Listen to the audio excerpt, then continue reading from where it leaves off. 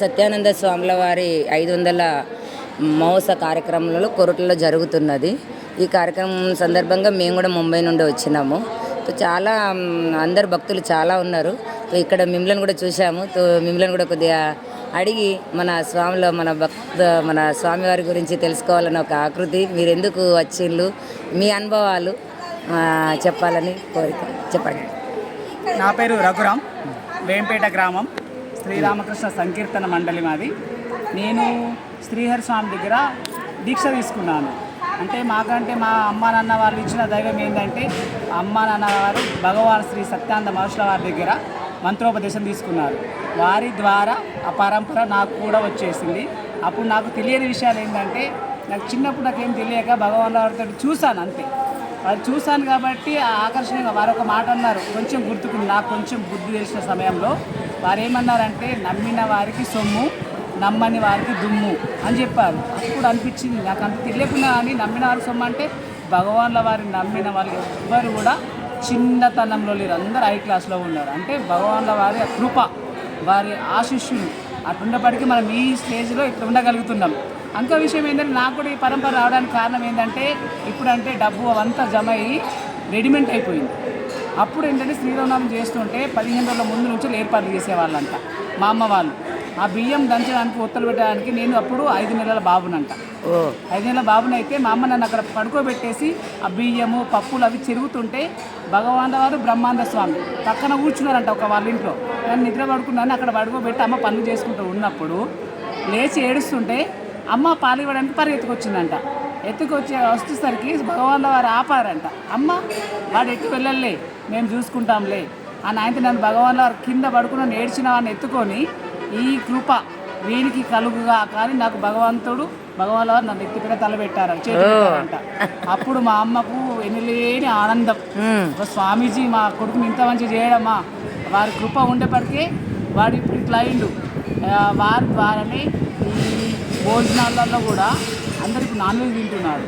అమ్మ ఏం చెప్పిందంటే, అట్లా గురు పరంపరలో ఉన్నవారు అవేం తినద్దురా అని చెప్పి నుంచి నాకు భగవాన్ వారు అంటే చాలా ఇష్టం అయిపోయింది. తర్వాత శ్రీహరి స్వామి దీక్ష తీసుకున్న తర్వాత శ్రీహరి స్వామి ఒకసారి మాట చెప్పారు, ఉపన్యాసంలో చెప్పిన. అప్పుడు అన్నీ తినేవాడిని. తినేటప్పుడు శ్రీహరి స్వామి ఉపన్యాసానికి వెళ్ళినప్పుడు వారు ఏమన్నారంటే, అందరూ ఫంక్షన్లు చేసుకునేటప్పుడు చెట్లలో పోయి అది ఇది మేకలు కట్ చేయడం అట్లా చేసేవాళ్ళు కదా, శ్మశానంలో మనుషులు చనిపోతున్నారో శ్మశానంలో పెట్టొస్తున్నారు.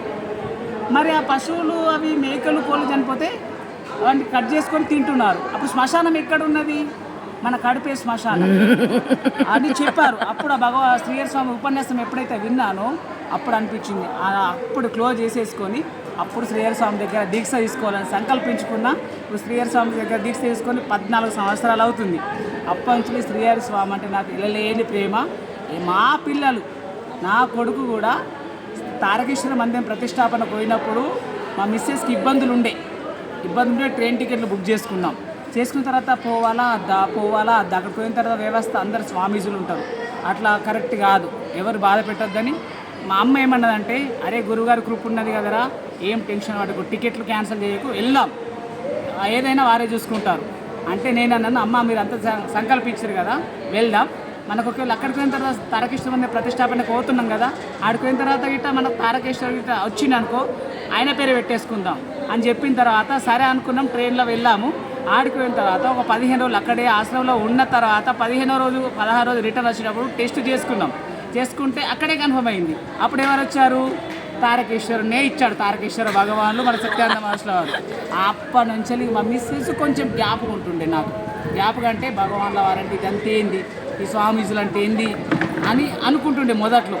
అప్పుడు అక్కడికి పోయిన తర్వాత ఆమె కూడా స్వామీజుల దగ్గర ఇంత తపశక్తి ఉంటుందా అని అనుకొని అక్కడి నుండలిగా ఆమె మాతో పాటు మా పిల్లలు ఏ టూర్ పోదామని టూర్లో దుడాడు ఓన్ ఇనమడు మన స్వామి దగ్గరికి పోదాం అని ఇప్పటి కూడా. ఇప్పుడు సమ్మర్లో వచ్చినాం, మనం పోయినసారి పోయి 15 రోజులు అక్కడే ఉన్నాం, ఎటు వద్దు, ఆశ్రమం అక్కడే ఉందామన్నా. అది ఒకటి ఏంటంటే భగవాన్ వారు ఒకసారి తపస్సు చేసుకునేటప్పుడు పని వాళ్ళని పక్క పొంటి పని వాళ్ళని పనికి పిలుస్తారంట ఆశ్రమానికి. పిలుస్తుంటే అన్ని కూరాయి చెట్లు పంటలు అవన్నీ వేసిన తర్వాత ఆ కలుపు తీయడానికి అమ్మగారు ఊర్లో వాళ్ళని పిలిస్తే వచ్చారంట. వచ్చేసరికి ప్రతి తోటలో ఎక్కడ చూసినా ప్రతి ఒక్క చెట్టుకు ఒక బొంత పురుగు తోటలో ఉన్నదంట. అవన్నీ చూసి పనికి వచ్చిన వాళ్ళు ఏమన్నారంటే, స్వామీజీ మేము ఇక్కడ ఈ చెట్లలో ఈ పురుగులు ఉన్నాయి కదా, మేము ఇంట్లో పని చేయలేము, మేము వెళ్ళిపోతాం అని చెప్పి అందరూ వెళ్ళిపోయారట పనికి వచ్చిన వాళ్ళందరూ. తర్వాత ఏమన్నా భగవాన్ల వాళ్ళు వెళ్ళిపోయిన తర్వాత వచ్చి ఆ గొంగళ పురుగుతో ఏం చెప్పారంటే, మీరున్నారు కాబట్టి ఆ చెట్లు నాశనం చేస్తున్నారు కాబట్టి వాళ్ళందరూ వెళ్ళిపోయారు, మీరు గంట వరకు కానీ రేపు ఉదయం వరకు ఛాన్స్ ఇస్తున్నా మీకు, మీరు తెల్లారి వరకు ఇక్కడ ఎవ్వరు ఉండద్దని చెప్పారంట గొంగళ పురుగులతో. ఎవరు? భగవాన్ సత్యానంద మహర్షుల వారు. అరే చెప్పేసరికి తెల్లవారి స్వామిజీ రాత్రి పోయి పడుకొని తెల్లారి వచ్చి తోటలో చూసే వరకు ఇక్కడ ఒక గొంగళ పురుగు లేదంట. మళ్ళీ తెల్లవారు వాళ్ళనే పనికి పిలిచారంట. పిలిస్తే మేము రాము స్వామీజీ అంటే, మీరు ఒకసారి వచ్చి చూడండి అమ్మా, మీరు అట్లుంటే రాకండి అని చెప్పారంట. వచ్చి చూసేసరికి ఎక్కడొకరు గొంగళ పురుగు లేదంట. అప్పుడు విలేజ్ వాళ్ళందరూ ఏమంటే, అప్పుడు వీరు తపశక్తి సంపద, అప్పుడు భగవాన్ అంటే వీరే కాబట్టి సత్యానంద మహర్షుల వారి తపశక్తి అంత ఉన్నది కాబట్టి ఇట్లా జరిగింది. అవి మనుషులు చెప్తే వినేటి కావు కదా, ఆయన కూడా భగవాన్ వారి శక్తి అట్లా ఉంది కాబట్టి తెల్లారేసరికి ఎవ్వరు లేవు. అప్పంచులు భగవాన్ అని వినవాడు గ్రామం అంతా భగవాన్మయం అయిపోయిందంట. అప్పంచులు భగవాన్ వారంటే అతీతమైన ప్రేమ. బ్రహ్మానంద స్వామి వారు కూడా ఎక్కడ కనిపించినా కూడా వేల మందిలో ఒక్కసారి పలకరించినా చాలు.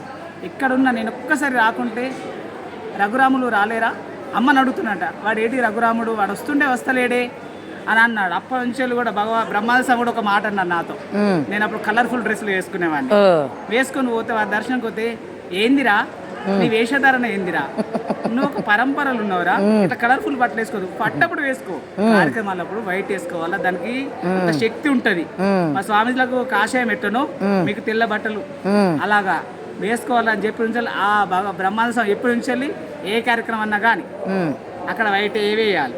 వారు చెప్పిన నోట అది పెద్ద పలుకులు, అవి మనకి మన జీవితంలో మర్చిపోలే పలుకులు కాబట్టి ఇక శ్రీహరి స్వామి బ్రహ్మానంద స్వామి భగవాన్ల వారంటే నాకు అభిహితమైన ప్రేమ. వారి కొరకు శ్రీహరి స్వామి పడుకునే ప్రోగ్రామ్ అయిందా, రఘు నువ్వు వచ్చేసి అని టికెట్ బుక్ చేస్తాడు.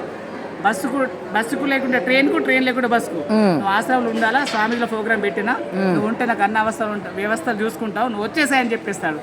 అనగానే అమ్మకి చెప్పేస్తా, అమ్మకి ఇట్లా అంటే వెళ్ళిపోనానా అనేస్తుంది. జై గురుదేవ, జై గురుదేవ, సద్గురు సత్య భగవానికి జై.